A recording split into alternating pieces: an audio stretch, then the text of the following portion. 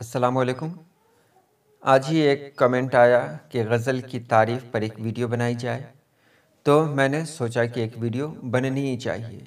تو ایک بہت خاص ویڈیو کے ساتھ میں آپ کے روبرو ہوں۔ اس میں آپ کو بتایا جائے گا کہ ایک کامیاب غزل گو شاعر کے لیے کن کن باتوں کا ہونا ضروری ہے۔ تو چلیے ویڈیو شروع کرتے ہیں۔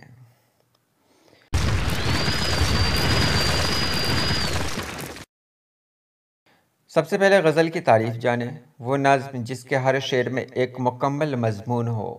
غزل میں عام طور پر عشق و محبت کا ذکر ہوتا ہے۔ اس کا پہلا شعر مطلع اور آخری شعر مقطع کہلاتا ہے۔ سید ضیاء الدین نعیم کہتے ہیں، غزل بہت آسان صنف سخن ہے۔ غزل کہنے کی محض رسم پوری کرنی ہو تو چند قافیے کاغذ پر لکھ لیجئے، مضمون وہ خود سجھا دیں گے۔ ردیف مضمون کی بندش کا طریقہ سمجھا دے گی۔ اس کے برخلاف اگر غزل ذمہ داری سے کہی جائے، اسے ذاتی تجربے کے اظہار کا ذریعہ بنایا جائے، تو اس سے زیادہ صبر آزما کوئی دوسری صنف سخن نہیں۔ رسمی غزل کہنے والوں کے لیے جن سہولتوں کا اوپر ذکر ہوا، ایک ذمہ دار غزل گو شاعر کے لیے وہی سہولتیں مشکلات کی شکل اختیار کر لیتی ہیں، کیونکہ اسے تو اپنی بات اپنے لہجے میں کہنی ہے۔ غزل کے بارے میں جو 20 پوائنٹس میں نے نوٹ کیے ہیں، ان میں سب سے پہلا ہے اہمیت۔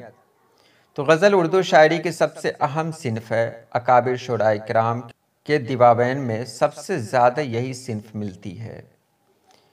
دوسرے نمبر پہ ہے تعداد اشعار۔ غزل میں کم از کم 5 اشعار ہونی چاہیے۔ نیز غزل کے اشعار میں طاق عدد کو پسند کیا جاتا ہے۔ ایک جگہ میں نے پڑھا تھا کہ غزل میں کم سے کم 5 ہو، زیادہ سے زیادہ 17 اشعار ہو۔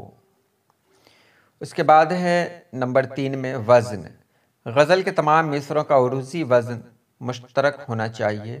البتہ غزل میں تمام عروضی بحروں میں کسی بھی ایک بحر کا انتخاب کیا جا سکتا ہے۔ نمبر 4 میں ہے مطلع۔ غزل کا پہلا شعر جس کے دونوں مصرے ہم قافیہ ہوتے ہیں، مطلع کہلاتا ہے۔ مقطع۔ غزل کا آخری شعر جس میں شاعر اپنا نام یا تخلص لاتا ہے، وہ مقطع کہلاتا ہے۔ نمبر 6 میں ہے قوافی۔ ہر شعر کا دوسرا مصرع قافیہ بند ہونا چاہیے، اور قوافی کی باریکیاں عروض سے بھی زیادہ پیچیدہ ہیں۔ اساتذہ اور اکابر شعراء کے ہاں قواعد قوافی کا مکمل لحاظ نظر آتا ہے، اس لیے ایک غزل گو کے لیے قوافی کی معلومات حاصل کرنا ناگزیر ہے۔ 7واں میں ہے اعلان۔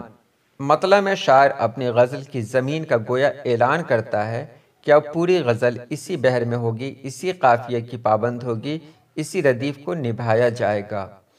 8 نمبر میں ہے ردیف۔ غزل میں ردیف کا رکھنا ضروری نہیں، لیکن اگر رکھ لی جائے تو اسے نبھانا از حد ضروری ہوتا ہے۔ یہاں ایک بات میں اور بتا دوں کہ ایسی غزل جس میں ردیف نہ ہو، اسے غیر مردف غزل کہتے ہیں۔ 9 نمبر میں ہے مضمون۔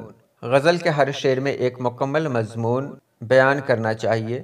اب تک عام طور پر عشق و محبت پر غزلیں لکھی جاتی رہیں، مگر اب دیگر موضوعات کو شعراء کرام اپنی غزل کی زینت بناتے ہیں۔ 10 میں ہے دو لخت۔ غزل کے ہر شعر کے ایک مصرے کا مفہوم دوسرے مصرے پر موقوف ہوتا ہے۔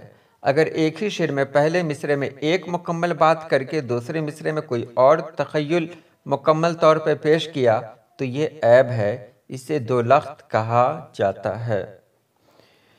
نمبر 11 میں ہے غزل مسلسل۔ پوری غزل میں ایک ہی موضوع بھی رکھا جا سکتا ہے، اسے غزل مسلسل کہتے ہیں، مگر اس میں بھی غزل کے ہر شعر کا مضمون کے لحاظ سے مکمل ہونا ضروری ہے۔ 12 نمبر میں ہے قطع۔ اگر ایک شعر میں ایک مضمون مکمل نہ ہو سکے تو 2 شعروں میں اس مضمون کی تکمیل کی جا سکتی ہے۔ اس صورت میں یہ 2 شعر قطع کہلائیں گے، جس کی تفصیل آگے آ رہی ہے۔ خیالاتی فضا۔ غزل میں الگ الگ خیالات لانے کے باوجود غزل کی مجموعی فضا ایک ہونی چاہیے۔ یہ نہیں کہ ایک شعر میں محبوب سے جدائی پر غم سے نڈھال ہونے کا ذکر ہے تو دوسرے شعر میں محبوب سے ملاقات پر خوشی سے سرشاری کی کیفیت کو بیان کیا جا رہا ہے۔ لسانی فضا۔ پوری غزل کی لسانی فضا بھی ایک رکھنی چاہیے۔ ہندی الفاظ کے ساتھ فارسی کی مخصوص تراکیب سے غزل چوں چوں کا مربع بن جائے گی۔ 15 में है अबलाग। शायर को अबलाग पर अपनी तवज्जो मुकम्मल तौर पर मरकूज़ रखनी चाहिए। अबहम से बचते हुए अपनी बात कारी तक पहुँचाने के लिए शायर को अपने और कारी के बीच फ़नी, फ़िक्री, मजहबी, लसानी, समाजी, नफ्सियाती और सियासी फासलों को ज़रूर सामने रखना चाहिए। 16 नंबर में है भर्ती। पूरी गज़ल में न कोई लफ्ज़ भर्ती का होना चाहिए, न ही कोई शेर। 17 में है अल्फाज की निशस्त। गज़ल के हर शेर में अल्फाज की निशस्त इतनी उम्दा होनी चाहिए कि कोई और शायर उसी मानी को उसी ज़मीन में उससे अच्छे अंदाज में न कह सके। 18 नंबर में है ज़मीन का सेहर। नए शोरा को इस बात का ख़ास ख्याल रखना चाहिए कि बहर, काफ़िया और रदीफ़ मुब्तदी को अपने सेहर में जकड़ लेती है। कसरत मश्क और रियाजत का तसलसल ही शायर को इस सेहर से निकाल सकता है। 19 में है शेरियत। गज़ल के हर शेर को शेरियत के मकाम तक पहुँचाना चाहिए और शेरियत से मुराद वो असाफ़ हैं जो शेर को नस्र और कलाम मंजूम से मुमताज़ करें। और आखिरी है 20 रियाजत। अपनी लिखी हुई गज़ल पर कुछ दिनों तक भरपूर तनकीदी निगाह डालनी चाहिए, फिर कुछ अरसे बाद उसे दोबारा बनज़रे तनकीद देखना चाहिए। ख़ुद तनकीद की आदत इंसान को उसके फ़न में कमाल अता करती है। अपनी गज़ल पर बार बार तनकीदी निगाह डालना, अगलात को गिरफ्त में लेकर उनकी इस्लाह करना, एक एक ख्याल को कई कई बार मुतबादिल सूरतों में मौजू करना ही शायरी की इस्तिलाह में रियाजत कहलाता है, जिसके बाद न सिर्फ हमेशा दाद देने वाली अवाम बल्कि माहिर तनकीद निगार भी उसे कोहना मश्क शायर और उस्ताद मानने और कहने पर मजबूर हो जाते हैं। तो ये रही छोटी सी वीडियो, आज के लिए इतना ही। अल्लाह पाक आप सभी लोगों को खुश रखे, आबाद रखे। अल्लाह हाफिज़।